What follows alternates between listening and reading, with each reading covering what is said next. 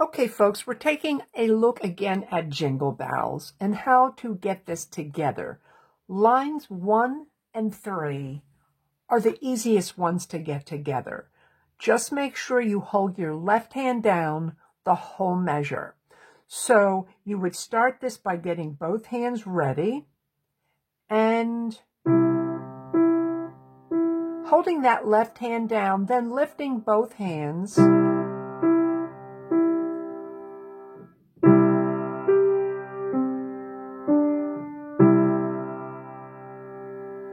And you're going to repeat that till it gets easy. I usually find in the classes that most people pretty quickly get that going together, because once that left hand's in place, it's just a matter of when to put it down and when to lift it. So that takes care of lines 1 and 3. That's the easiest part. Lines 2 and 4 are much more of a challenge. Let's look at line 2. So you want to start by doing each hand separately. Hopefully you've done this and you can do the whole line, but if not, then take 2 measures. Then the left hand. We're going to look at 2 measures together, and the technique I like using for beginners who are getting the hands together is to play a bit with both hands and then pause before an area that's different or a challenge.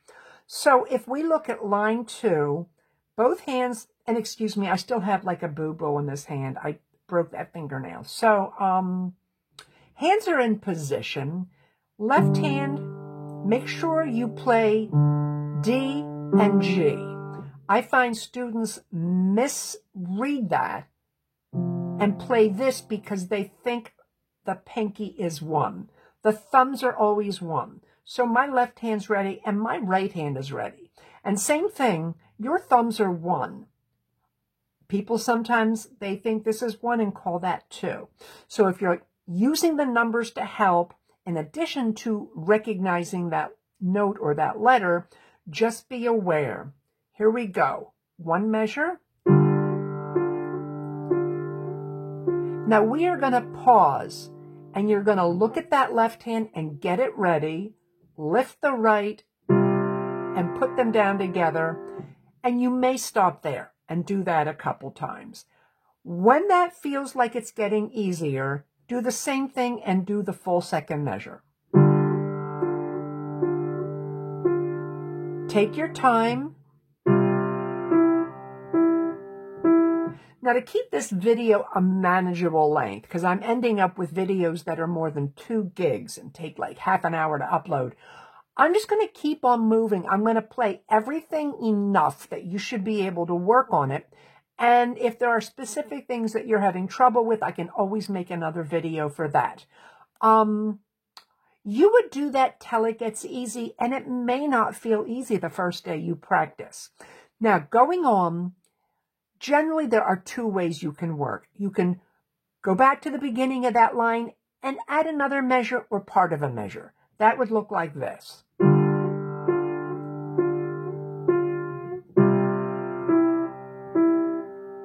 Then this is our new challenge. So we pause, and that sounds funny.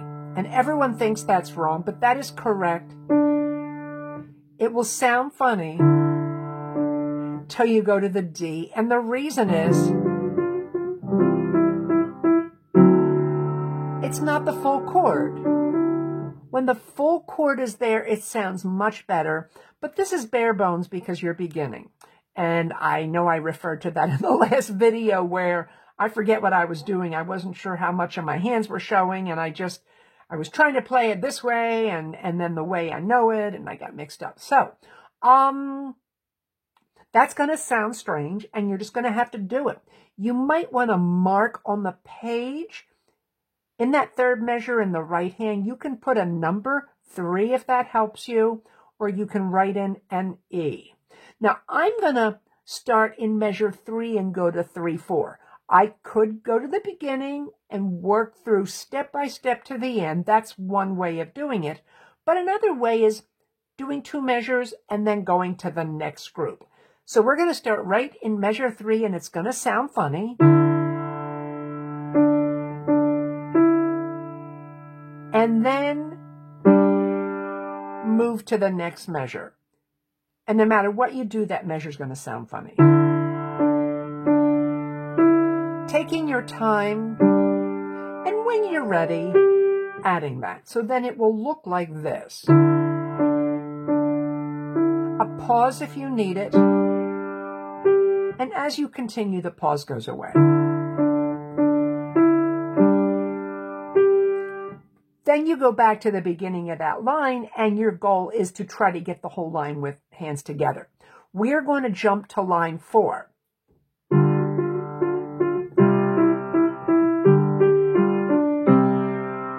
That's the hardest challenge, especially measure 3. Measures 1 and 2 are identical to line 2. So I'm just going to focus on measure 3 into 4. Watch that skip.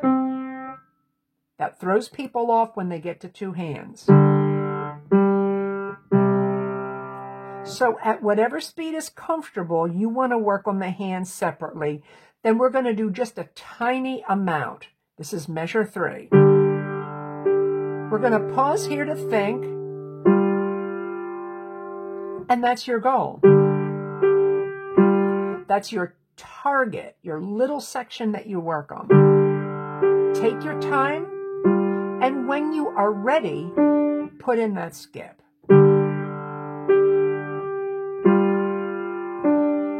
And this might take you 10 times over 3 days, but once you have it, you'll have it. Then finally, pause if you need, winding that up in the last measure. Then you would go back to the beginning of line 4 and try to get them joined up. Don't expect this all to become easy in one session if you're a beginner.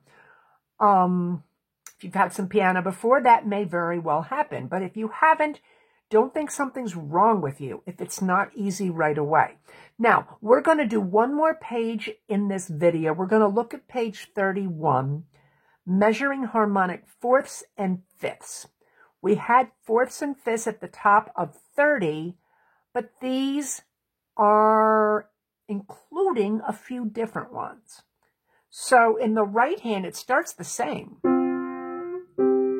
Then we have left hand. And this is a different fourth from the one you did.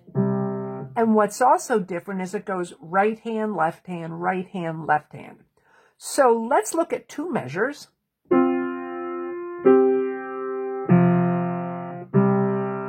And you might notice the left hand is almost like an echo.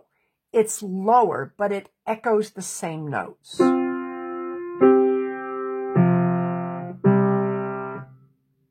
Then in measure 3, the right hand has a new fourth. But the left hand doesn't echo. So you got to keep on your little tippy toes. Don't want to get fooled. I will play the whole thing.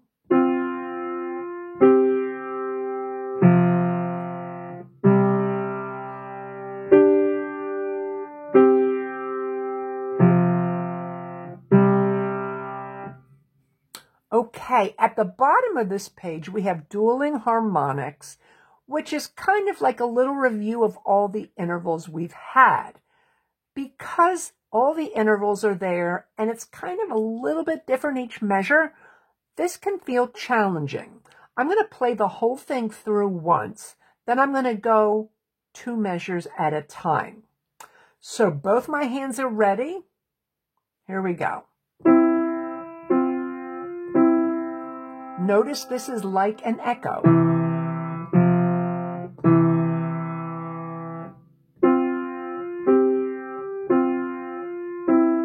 Echo.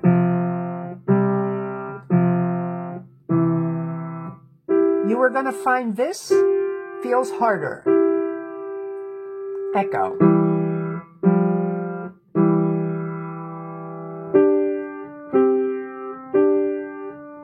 And finally, our last echo. Now, what is interesting is that when we have an echo in the left hand, the finger patterns are not the same. And that's because your hand's like a mirror. Your thumb's in the middle, it goes out to the pinkies. So just be aware of that. It's not the same fingers that are moving, it's the same notes. We're going to look at 2 measures now. First 2 measures. That's 2 beats.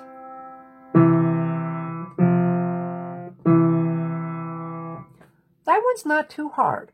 Do it a couple times, and when you feel you're getting it, move to the next group. Here we have 4 beats instead of 2 beats and then a 2-beat note. We have 4 different intervals.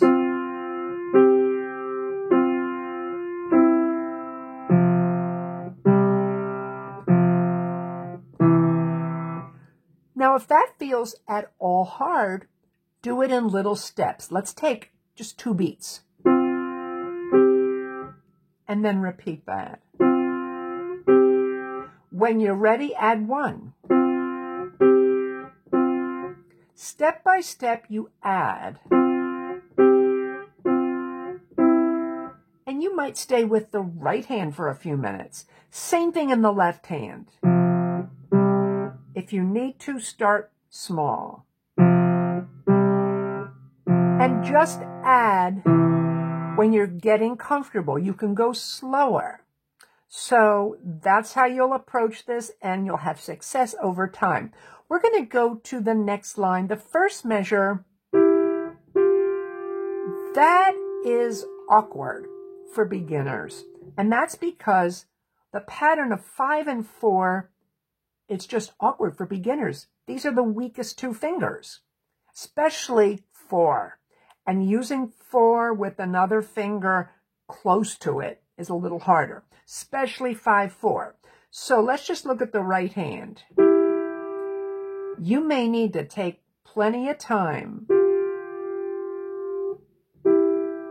Now here's what not to do. Don't press. Don't think if you press harder, that's going to make it easier. If it's hard, press lighter.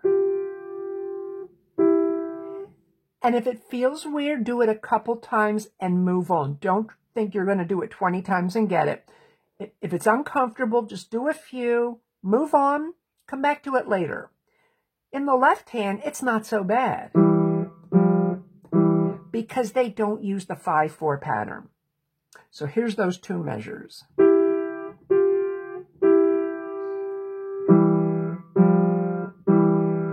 And interestingly, they don't have you use the 5-4 pattern in the left hand. They leave that out, and I think because most people are right-handed, which means probably the left hand's a little weaker. We have one more group to do in this video. Last 2 measures. Do you notice that's a group and then repeat it? 2, and then just the group is repeated. Here's what that sounds like without me talking.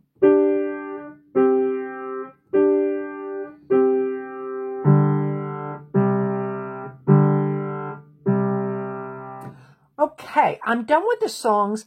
Just looking at this page, I'm going to briefly talk about the dynamics.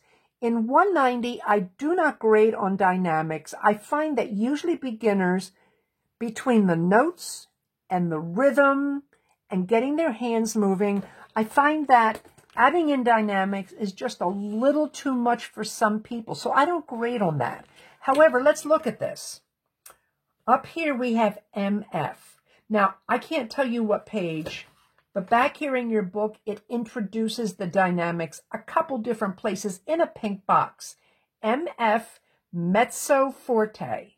This is Italian. It means moderately or medium loud. Moderately loud, moderately loud. And you notice they tell the right hand the dynamic and the left hand. That doesn't always happen. Sometimes there's one dynamic for both.